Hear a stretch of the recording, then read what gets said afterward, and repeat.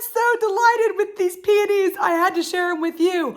I do not always get this fabulousness as a result. And recently I went on to YouTube and got this just fabulous tip from a florist. And she said, if you take the original bulb, which is contracted, or not bulb, blossom, and you pull back all of the outer petals, you assist the peony in creating space so that it can bloom into its full magnificence. It's like you give it breathing room to expand. And I thought, oh, great tip. And also, what a beautiful and brilliant metaphor for all of us. Making space for ourselves to be able to expand into our fullest brilliance. Hello, I know, I loved it. So I thought I would share it with you. Hey there, AmyK here. This is all about a message that I have had on repeat. I don't know about you, but sometimes I'll hear a message, but I don't really hear it. And then all of a sudden the universe will be like, you're not really listening. So it will smack me with a 2x4 and I'll be like, oh, I get it now. And so recently I had one of those experiences. Maybe you can relate. And the messages started coming in last year of simplifying and making space so that I could expand my impact and expand the meaningful work that I am doing, and also just radiate more light from within to the external world.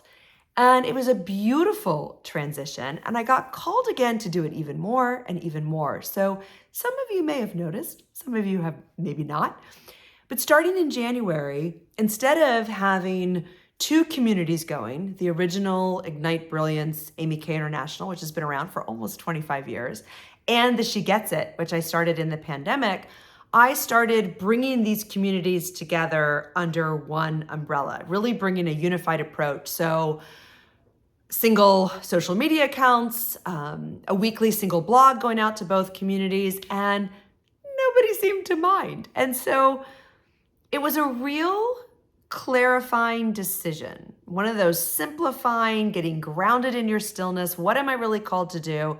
And it was to bring everybody together. That gives me more energy, and that allows me to show up as a better beacon and ballast in igniting your brilliance. And so that's what we're doing. And as of today, we are taking everybody to the community of Ignite Brilliance, ignitebrilliance.com, reaching out to me at support@ignitebrilliance.com, bringing you all these incredible tools that we love and even more tools, giving you a weekly message. And yes, my She Gets It community, we are still going to have women-only events. We're just going to do it for igniting brilliance in our women leaders. And so if you would like to sustain that journey with us, we so welcome you to do so. We so invite you to stay on this path with us.